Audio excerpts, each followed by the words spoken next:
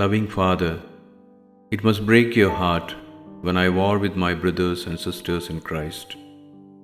Please give me your wisdom and the aid of the Spirit to bring healing and unity. Amen. സ്നേഹനിധിയായ പിതാവേ, ക്രിസ്തുവിലുള്ള എൻ്റെ സഹോദരീ സഹോദരന്മാരുമായി ഞാൻ യുദ്ധം ചെയ്യുമ്പോൾ അത് അങ്ങയുടെ ഹൃദയത്തെ തകർക്കും. രോഗശാന്തിയും ഐക്യവും കൊണ്ടുവരാൻ അങ്ങയുടെ ജ്ഞാനവും ആത്മാവിൻ്റെ സഹായവും എനിക്ക് നൽകണമേ. ആമേൻ. 1 Samuel 18:14. In everything he did, he had great success, because the Lord was with him.